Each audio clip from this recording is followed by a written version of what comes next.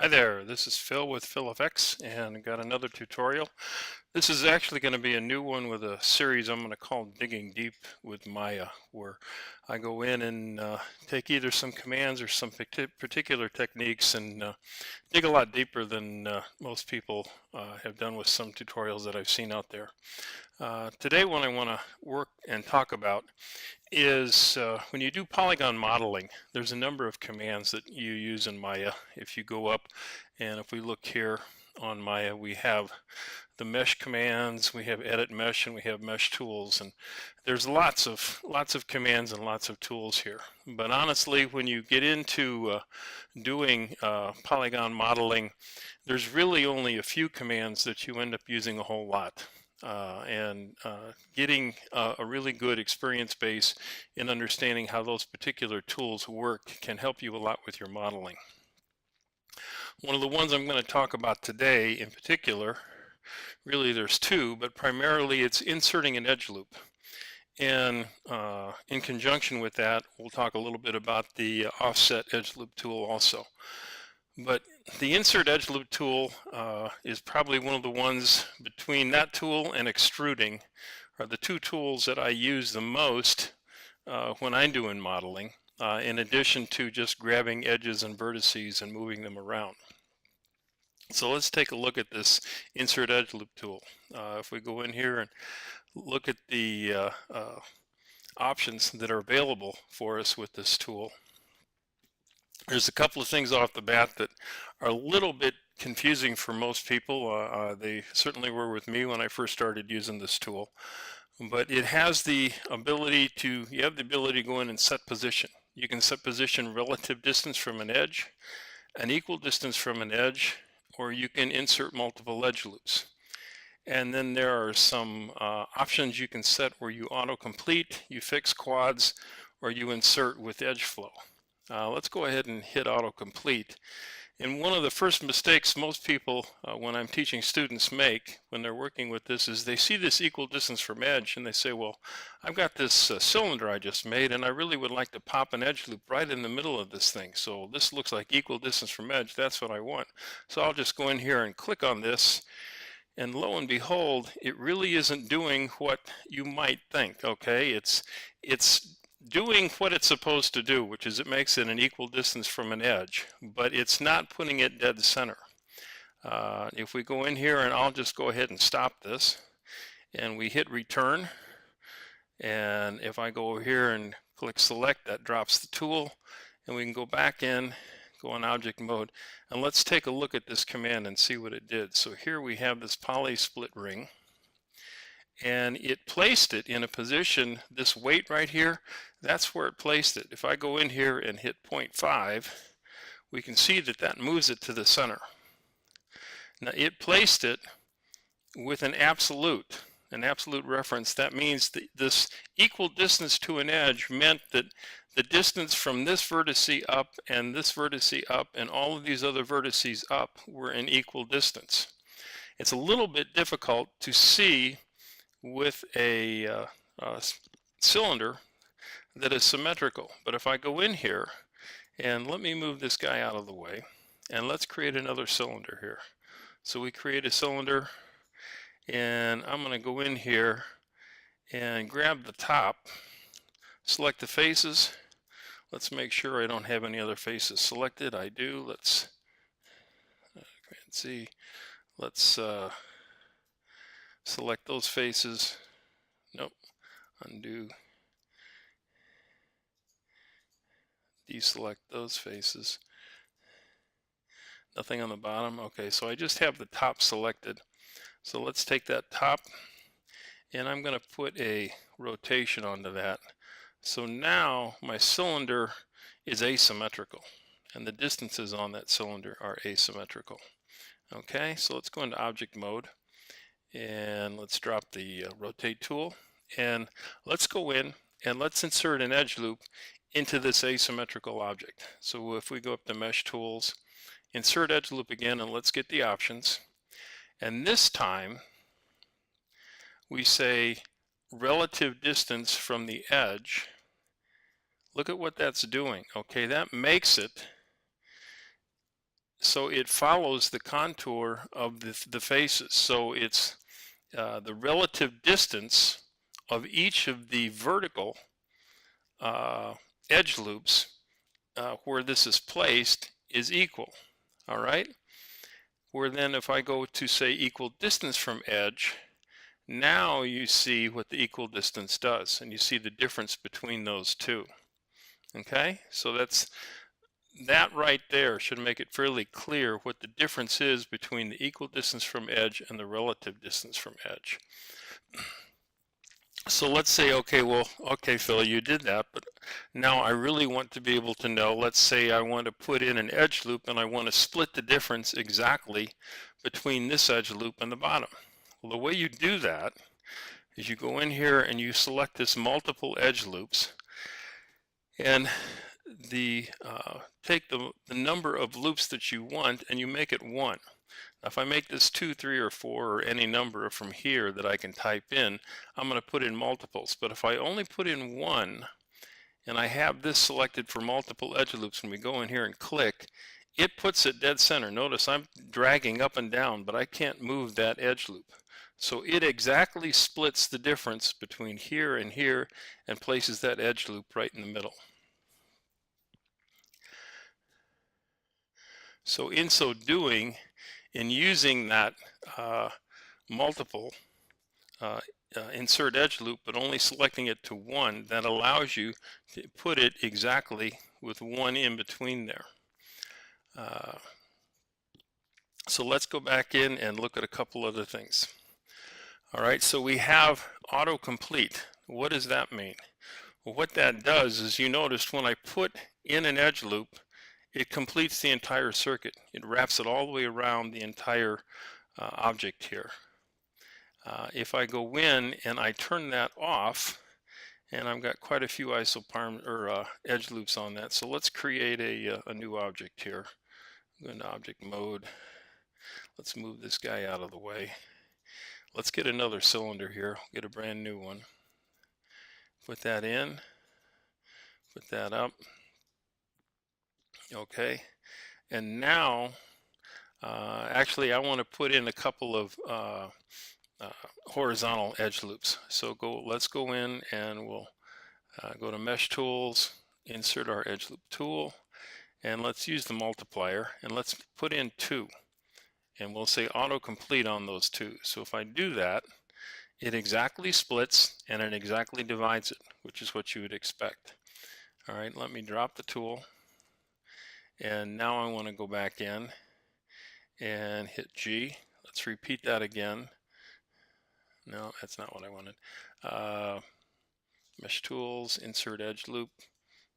Get that back again. And I'm going to turn autocomplete off. All right. And I'm just going to select up here equal distance from edge. Now I go in. What this allows me to do is I can go in and I can put just a partial edge loop in here. Notice it's not completing all the way around.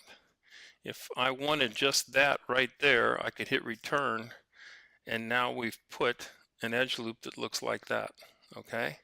Maybe down the road I'm going to connect that to something bigger, but by putting that in, it allows me to just bisect the vertical edge loops, and I can put in a horizontal edge loop going around. One of the other features with this is this fixed quads. I can show that quite representative here. If we go over here and let's put on fixed quads, and I'm going to come in here and watch what happens when I start to put in an edge loop, and I'm going to come this way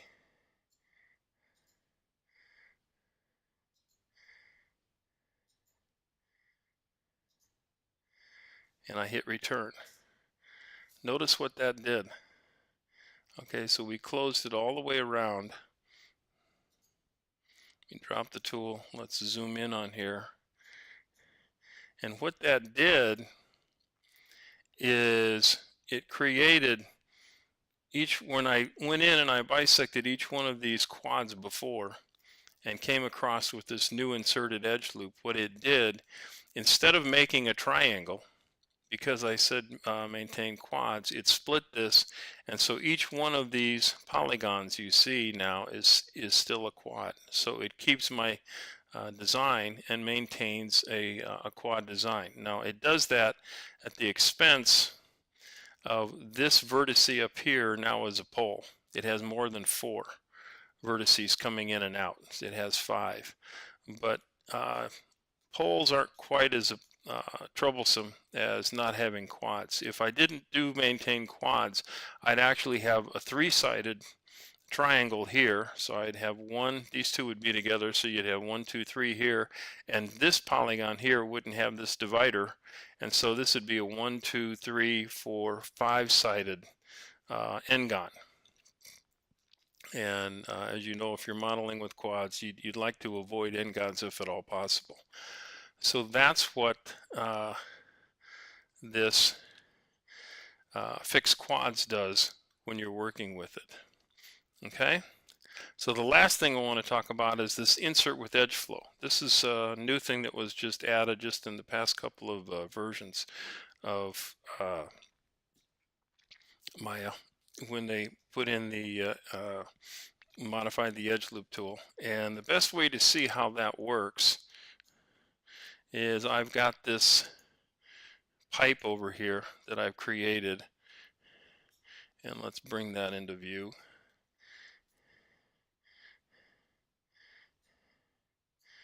And let me take this guy and let's move him out so I can look at just this pipe.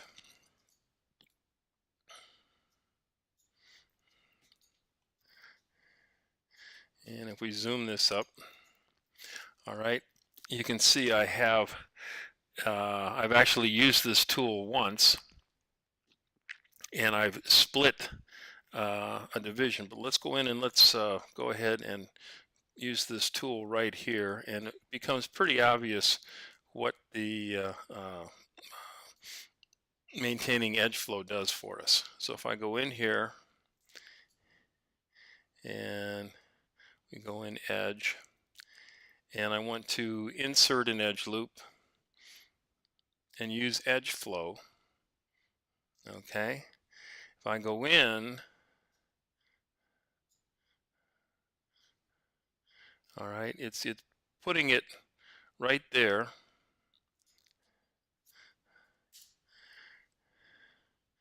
Oh, I didn't have autocomplete on. Let me, I was wondering why that wasn't going around. Okay, let's put autocomplete back on here. Okay, so now we go around. Okay, you can see what that's doing. Now, right now I have the equal distance from edge. That really isn't the right way to use this tool, but I wanted to demonstrate that on this one. So we look at that and see what that does is it's trying to maintain this rounded edge. If we instead use relative distance from edge instead of equal distance from edge, and we put that there, you can see it's trying to maintain this roundness. So actually, this is a good way if you had created a pipe and you put in some initial edge loops and then you decided later on you needed some more resolution. By inserting with edge flow, that allows you to do this. Now there's still, again, is in my opinion, a problem with this, in that if we drop this, you notice when I put that in, you want to use that relative distance, but it just places it in a manually placed position. It doesn't put it exactly where you want it. So in this case, I put it at pretty close to center. I did it at 0.49. So if we hit it at 0.5, okay, that moves just a little bit. And so now it's exactly split between the center of those two.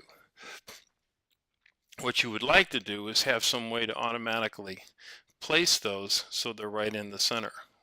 Well, I've actually gone in and went in and looked at the commands of what the the Maya commands that are used to actually place those. You can see those if you go down here and you click down here. You can see in the script editor the commands that I've been putting in. So you can see poly split ring, and here's those commands that have all those features, and here's that 0.49. You can see that it just puts it in based upon where I was moving the mouse. Well, again, that's a little bit imprecise. So what I did is I went in and I have a custom shelf here, and I created some macros that will automatically place it. So let's look at one of those macros. So if I go into edge mode and I select this edge, I double click it and I have that edge selected, and I go up here and I click my macro, boom, that automatically places an edge loop here and over here, and it perfectly bisects the two. And that's done, if we edit this and take a look at that command, with this command right here. And you don't have to worry about trying to do a quick screen grab. I have 3 little macros that I use for working with edge loops, and I'll put those in a zip file and I'll put that up on my website, philfx.com. And when this tutorial is posted, you can go to that posting and you can download a zip file that'll have these. So you can go ahead and use it. You don't have to worry about programming it. And again, this tutorial isn't on MEL programming, it's on working with edge loops. But I just wanted to show you that command that goes in, and then that exactly splits that. So if I go around here, do the same kind of thing, let's double click this guy. We have that edge loop selected. Go up and click my little macro, boom. It automatically splits it. And it does it precisely. That way, if you have something and you want to divide it equally and add more resolution, you can do that, and it does it perfectly, essentially, which is really what you want to do when you're working with edge loops. One of the real arguments of the other modeling tool I use is Modo, and in particular, the edge loop tools in Modo are, in my opinion, far superior than the edge loop tools in Maya. But with the use of a couple of macros here, there's some things that you can do to help yourself out. So you can see I've got 2 other buttons up here, and let me go ahead and explain what those are for. So if we take this guy and let's move him out of the way. All right, and let me go up here and let's create a cube real quick. Okay, so I have a cube here, and we've created that, and I want to have 2 divisions, so it's split exactly. Well, when I model, the way that I like to model, I like to try and do everything I possibly can with edge loops. I really am not a fan of using creases. They can help you in a pinch, and sometimes they can work out, but I really don't like to use creases. They sometimes mess up normals, and a lot of times when you put textures on creased edges, it ends up being a problem. And sometimes, they're a good cheat for something that maybe you're not going to do a close camera shot on. And so if it's far in the background, it's a good way to have an object that's in the background, and you can square things off just a little bit by using creases. But anything that's going to be seen up close or up with a camera, my method is I far prefer to do it with edge loops. So that being said, this whole technique of inserting edge loops and trying to do it precisely ends up being a little bit problematic with the way that Maya handles edge loop. Now, there's a couple of tricks that you can do to help you out. One trick real quick is if you select that center edge loop, and let's say I really wanted to have, and I wanted to split and add 2 more, and I wanted them equal. Well, if you go up to mesh, and we go, or edit mesh rather, and you use the bevel tool. So let's look at that. And right now it's set to be 0.5. So we just do that and apply it. You can see that it splits it.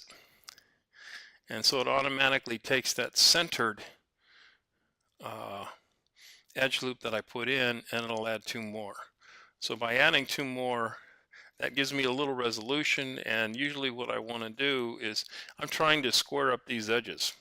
So the reason why, the way to do that, to square up those edges, is you really want to take and you want to push those edge loops out to the edge. Well, if I go in and I use that bevel command, so I have 2 loops, now I can go in and I can push those out just a little bit. And if we go in and we do a 3 button to smooth it, to do a quick smooth, you can see the results real quick of how that works for you. And that's a fast way to take one edge loop and split it into 2. Use the scaling tool, and you can push those out to the edge, and you can get some quick smoothing right off the bat. Another way, this again is a trick that I did, in creating one of my custom commands where I can go in there and I can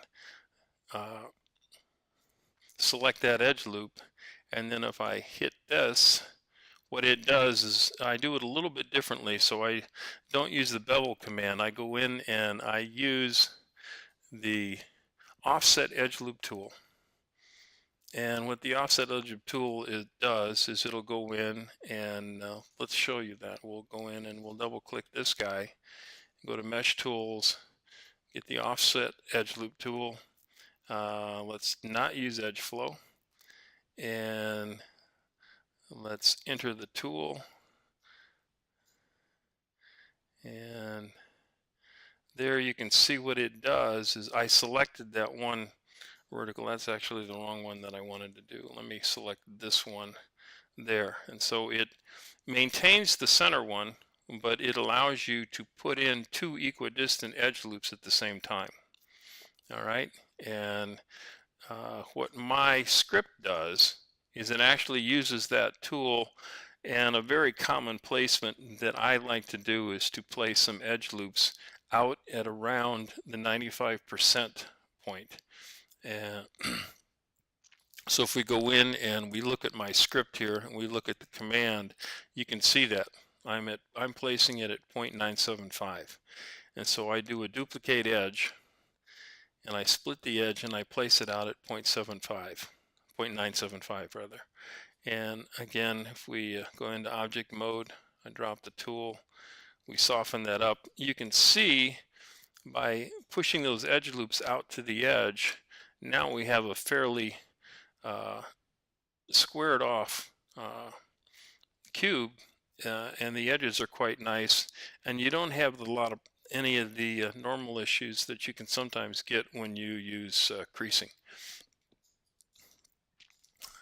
Now, the last little hotkey that I have here is specifically written for the ends of cylinders, because it turns out, let's go ahead and let's make another polygon cylinder again.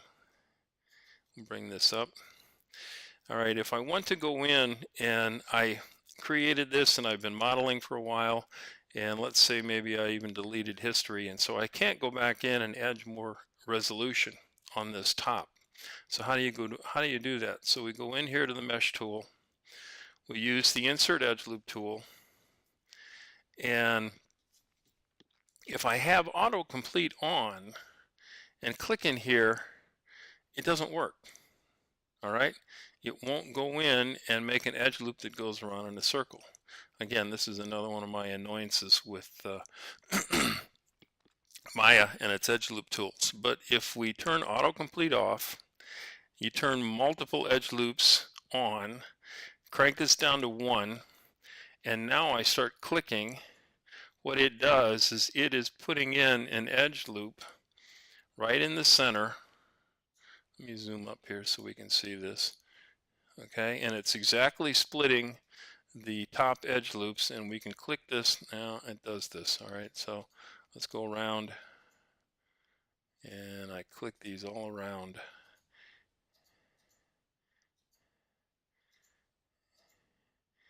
and it splits these all the way up.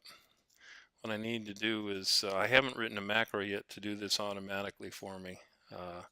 That's one of my personal goals this year, is to get a little bit better with writing mel scripting. I'm sure there's a way that I can write a mel script. There's probably somebody who's already done it that has a script out there that'll split this the right way. So there we go. So we have this split. All right, and let me drop the tool. And so now we can see that we've added this edge loop, and it's exactly equidistant in between, and quads are maintained. All right, now let's say, okay, I wanted to go in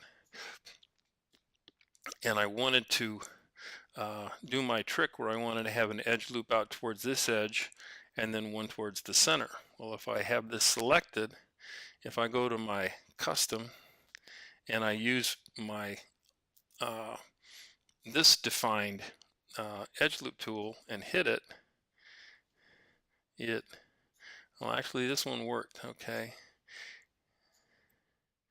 let me hit Control Z.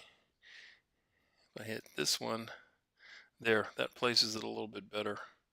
There are instances where it depends upon how things are set, but you can run into issues where uh, I had it before, where the scaling that is required for what I'm doing here sometimes will push this out, and it pushes it out past the edge here. So I created a separate macro for working for the tops, and you can see where that pushed and added an edge loop there and added an edge loop on the inside. If we go in here and we go to my mesh tools, insert edge loop, and I autocomplete, keep that on so we split one right there. All right, and drop the tool. I have that selected and then push that. So now I have edge loops at the top and the bottom. You can see if we smooth this, now we have a fairly nice smooth cylinder and looks quite good. You can see on the bottom we don't have those additional edge loops, and so the edges are a lot more rounded off. So anyway, I hope this has helped you out in working with the edge loop tool. It's a very critical tool. You'll use it a lot. I'm sure that there's a lot more macros out there also available on the web, but this is something I wanted to cover. The next video that I'm going to do will be working on the extrude tool, and hope you'll stay tuned for that one. Thanks a lot. This is Phil with PhilEffects.